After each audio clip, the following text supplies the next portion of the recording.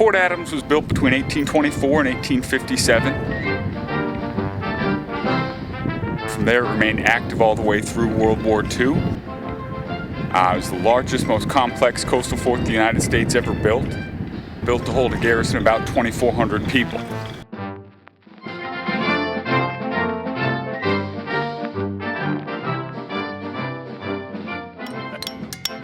These 6 cannons here are 6 of the 7 original cannons we have. They were 24-pound cannons, refers to the weight of the ball that it would fire. And once these gentlemen are done with what they're doing, we're going to have them mounted right here in front of the west wall, as they would have been historically. Where did you find these? Several of these were actually found in the harbor, in the boat basin, used as anchors for a number of years. Newport's historical Fort Adams hasn't always been the treasured monument we now know. In 1956, a letter to the Newport Historical Society spelled out the fort's possible demise. The main structure surrounding the quadrangle is over 100 years old and is a familiar landmark. However, it is without major historical associations or significance, and it is an unlikely candidate for national shrine or park status. It has long outlived its usefulness. It is in a state of advanced deterioration. It is difficult to police, dangerous to children, a possible source of nuisance and vandalism, and a definite fire and safety hazard. It is now proposed to dismantle the structure and to salvage the granite blocks. Sincerely yours, Rear Admiral Ralph Earle Jr., U.S. Navy, Commander Naval Base, Newport. The restoration of Fort Adams began in earnest in 1994 with the creation of the Fort Adams Trust. Part of the latest phase includes stabilization of the south wall. The second floor here is the enlisted men's quarters. This was added after the turn of the 20th century, so you can see the balcony there had actually run the entire length of this south wall and would have been the primary way that the men would have gotten up and down to the new living quarters. The south end of the fort, which includes the brush-covered land defenses, have been closed to the public for 60 years. They will reopen this year. So what we have before us here is actually the enlisted men's quarters. The facade has been removed, but from the first time this was garrisoned, men would have slept inside these casemates here. You can also see down the far end of the embrasures where cannons could have been fired out of, with riflemen on either side as well. The granite facade that was put on top of it has been removed, as much of that was bowing out from drainage issues. So we've removed all of that to expose the bones and the structure of how this fort was built. Should be helpful for interpreting this on our tours. In front of you here is a mount for a Rodman cannon. This was one of the largest cannons that was ever mounted inside this fort. This one here was a 15-inch Rodman that could fire a 300-pound projectile about 2.5 miles.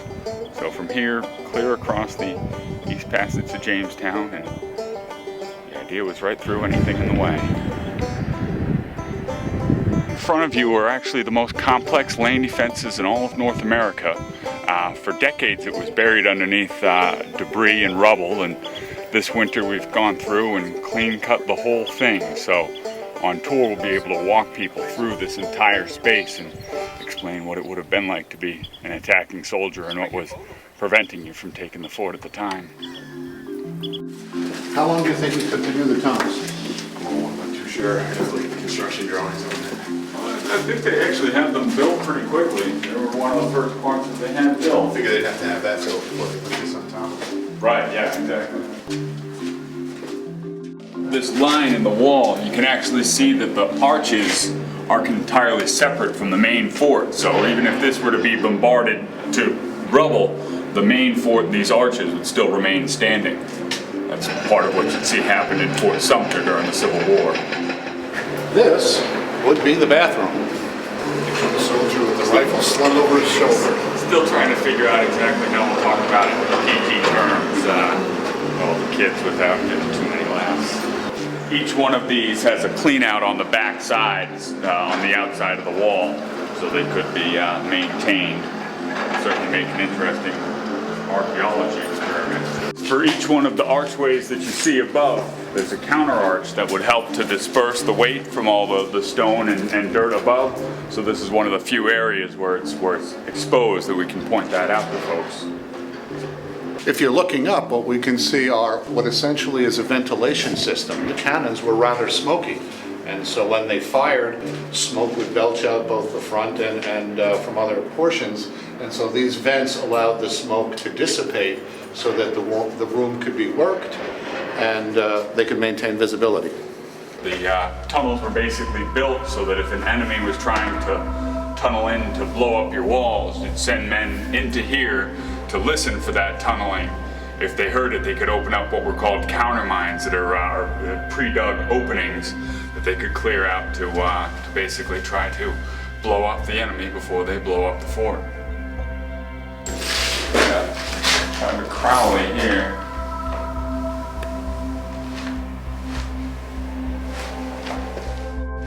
I've also seen Jimi Hendrix, so.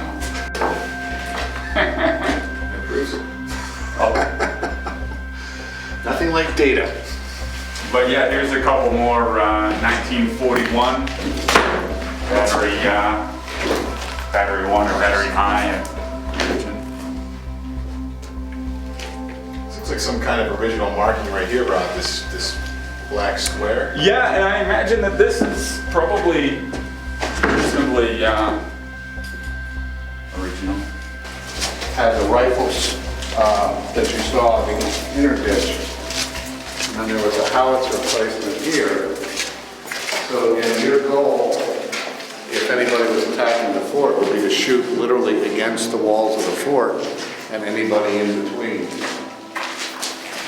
This is the back side of the Tanai right here. There's only 2 Tanai in North America, the one that you're looking at here and the other one just on the other side of Fort Adams. Yep, so when the cannons were removed here, they were able to remove the entire center tier. So down at this end, we've actually seen photos of a basketball hoop. So they'd use this for a number of different recreational purposes. Not quite ready to bowl, but not too far from. And when did you discover this bowling alley?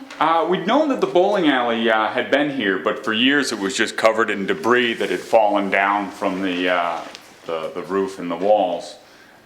We didn't realize there was a bowling ball and bowling pin down here until we started digging through some of that. During the 1900s, this would have been converted into a rifle range when they no longer needed this area for the actual cannons themselves, because the cannons were moved outside of the fort into separate areas. And they would have practiced down here, something to do. You can still see the bullet holes. That was the backstop, and they had the metal plates behind it to make sure it wasn't going too far.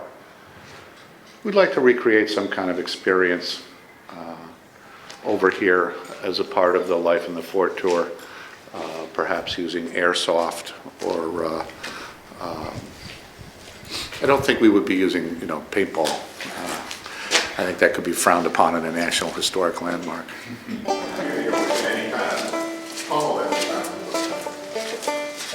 Yeah, I'll find flavor. Don't want to do like masonry and stuff now.